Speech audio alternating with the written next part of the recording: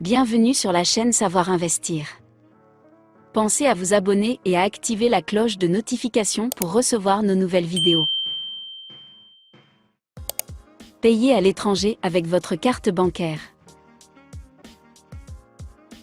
Autant le chèque n'est pas le bon moyen de paiement à l'étranger, autant la carte bancaire internationale y est pratique. Si vous l'utilisez dans la zone euro pour un retrait ou un paiement en euros, vous paierez le même prix que pour vos utilisations en France.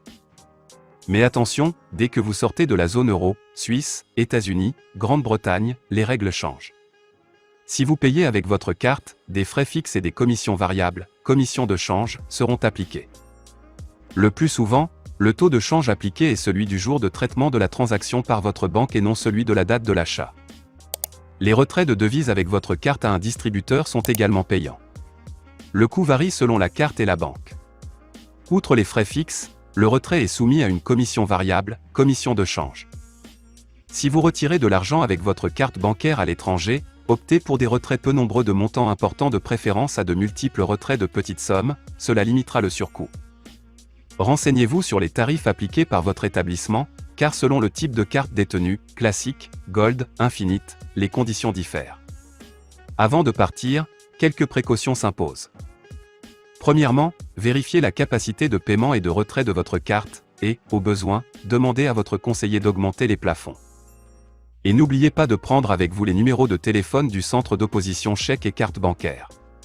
Pensez à les demander à votre banque avant de partir. Chèque voyage, transfert d'argent. Les chèques de voyage sont un bon compromis si vous partez en dehors de la zone euro. Ils sont émis dans une monnaie déterminée, le plus souvent en euros ou en dollars, et d'un montant préétabli. Vous pourrez les échanger dans une banque du pays de destination contre des espèces, ou régler directement certains commerçants, hôtels par exemple.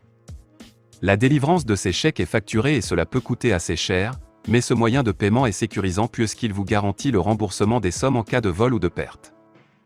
Si vous devez transférer de l'argent à un enfant en voyage dans un pays étranger ou bien vous faire envoyer de l'argent en cas d'urgence, vous pouvez utiliser les services de Western Union ou MoneyGram. Il vous suffit de disposer d'une pièce d'identité et d'un code sur lequel l'expéditeur et le destinataire doivent se mettre d'accord.